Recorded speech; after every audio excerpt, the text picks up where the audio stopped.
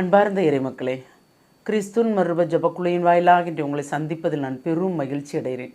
மக்களை சந்தோஷமாக இருக்கீங்களா? நிறைவாக இருக்கீங்களா? மகிழ்ச்சியாக இருக்கீங்களா? மன அமைதியாக இருக்கீங்களா? மக்களே, நம் மகிழ்ச்சியும் மன அமைதியும் இறைவனிடமிருந்து தான் வருகிறது.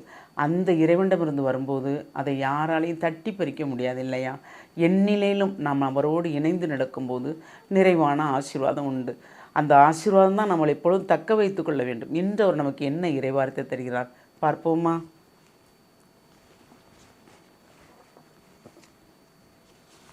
ஆமோஸ் எழுதிய நூல் அதிகாரம் 5 இறைவார்த்தை 13-15 முடிய. அது கெட்ட காலம் என்பதால் அப்போது விவேகமுள்ளவன் வாய் திறக்க மாட்டான். நன்மையை நாடுங்கள், தீமையை தேடாதீர்கள். அப்போது நீங்கள் சொல்வது போல் படைகளின் கடவுளாகிய ஆண்டவர் உங்களோடு இருப்பார். தீமையை வெறுத்து நன்மையை நாடுங்கள், நகர் வாயிலில் நீதியை நிலைநாட்டுங்கள். அப்போது ஒருவேளை படைகளின் கடவுளாகிய ஆண்டவர் யோசேப்பின் வீட்டில் எஞ்சியிருப்போருக்கு இரக்கம் காட்டுவார். Praise the Lord.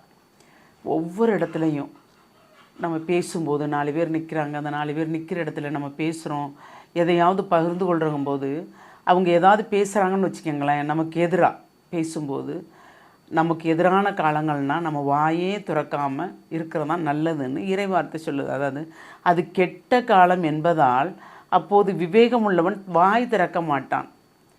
நல்லவங்களை துன்புறுத்துகிற காலம் அது. அதனால் அப்படி இருக்கும்போது விவேகத்தோடு நடப்பவர்கள் எதுவுமே பேச மாட்டாங்க. ஏன்னா ஒரு வார்த்தை பேசுனா அவங்க அந்த 10 வார்த்தையை கொண்டு நம்மளை பழிதி இருப்பாங்க. அதுக்கு தான் சொல்கிறாரு, அப்போது நன்மையை நாடும்போது தீமையை தேடாதீர்கள்.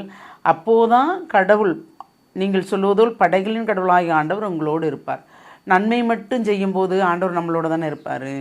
தீமை செய்யும்போது தானே அவரை விட்டு நாம் விலகிறோம் இல்லையா? அப்போ நம்ம என்ன செய்ய வேண்டும்? எப்பொழுதும் நன்மையை, ஒவ்வொரு நொடிப்பொழுதும் நாம் செய்ததை ஆராய்ந்து பார்க்க வேண்டும். எதை செய்கிறோம், எதை செய்யலை அப்படிங்கிறது. இதை நம்ம செஞ்சிட்டோமா, செய்யணும் வாக்கு கொடுத்தோமே, அதை செஞ்சிட்டோமா அப்படின்னு நம்ம நினச்சி பார்க்கும்போது செய்யாததுகள் அனைத்தையும் செய்யும்படி ஆண்டவர் நம்மளை ஆசீர்வதிப்பார். இப்போ ஒவ்வொரு நாளும் ஆண்டவரை தேடுவர்கள் அவரை கண்டிப்பாக நிறைவாக கண்டு கொண்டுவார்கள். எப்படி? ஏழையின் வாயிலாக கண்டுகொள்வார்கள். சொல்லலாம், நீங்கள் நாங்களே ஏழையாக தான் இருக்கோம், நாங்களே வறியவராக தான் இருக்கோம், இன்றைக்கி நாங்கள் என்ன செய்ய போகிறோம், நாளைக்கு நாங்கள் என்ன செய்ய போகிறோம், நாங்கள் இருக்கிறோம் அப்படின்னு சொல்லலாம். ஏன்னா அப்படி ஒரு நிலைமை தானே இருக்குது இல்லையா? பணம் படைத்தவர்கள் ஒரு பக்கம் இருக்கும்போது நாம் நடுநிலையாக வாழும்போது இன்று என்ன நாளை என்ன அந்த சிந்தனை தானே நமக்கு வருகிறது, ஒரு நிறைவில்லாமல். அப்போது இறைவன் படைத்தவர் நம்மளை கண்டிப்பாக வழி நடத்துவார். இன்று என்ன தேவையோ அனைத்தையும் செய்து தருவார். நமக்கு எதிராக என்ன வந்தாலும் நாம் இறைவனோடு இணைந்திருக்கும்போது அதை அனைத்தையும் ஒன்றுமில்லாமலும் ஆக்குவார். இந்த ஒன்றுமில்லாமல் ஆக்குற தன்மை இறைவனுக்கு மட்டும்தான் உண்டு, மனிதருக்கு அல்ல. அவங்க சொல்லலாம், நான் இதை செஞ்சிருவேன் அதை செஞ்சிருவேன்னு சொல்லலாம், ஆனால் எதுவுமே அவங்களால செய்ய முடியாது. இதுதான் உண்மை. அப்போ நாம் எப்போது நன்மையை மட்டுமே, நன்மை செய்யும்படி மட்டுமே நாம் இருந்தால் கண்டிப்பாக இறைவனுக்குள் நாம் நிறைவாக இருப்போம் இல்லையா? அந்த நிறைவு தான் நம்மளை இப்பொழுது நம்ம வாழ வைக்கிறது. இந்த நாள் இன்று கூட நமக்கு ஒரு அற்புதம் செய்திருக்கிறார். எப்படி? ஏனென்றால் நம்மளை உயிரோடு தட்டி எழுப்பினாரே, நான் உன்னோடு கூட இருக்கிறேன், எந்திரி என்று சொன்னாரே, மகனே மகளே எந்திரின்னு சொன்னார்ல. அப்போது நம்மளை எழுப்பி இந்த நாளை காண வைத்தாரே, அதுக்கு நன்றி சொல்ல வேண்டும். சொல்லுவோமா?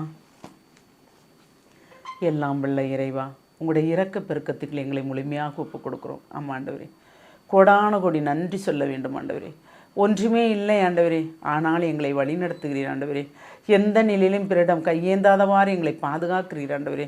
அதற்கு கொடான கொடி நன்றி ஆண்டவரே. ஏனென்றால் நீர் எங்களோடு இருக்கிறீர் என்பதை நாங்கள் கண்டு கொண்டோம்.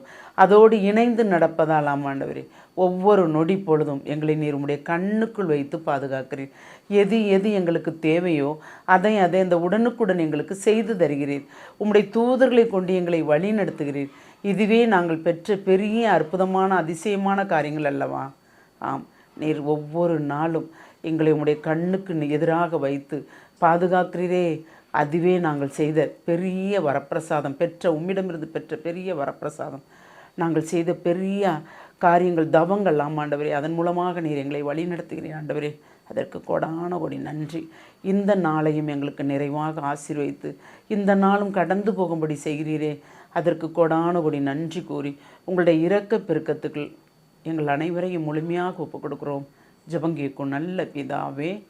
ஆமேன், ஆமேன், ஆமேன்.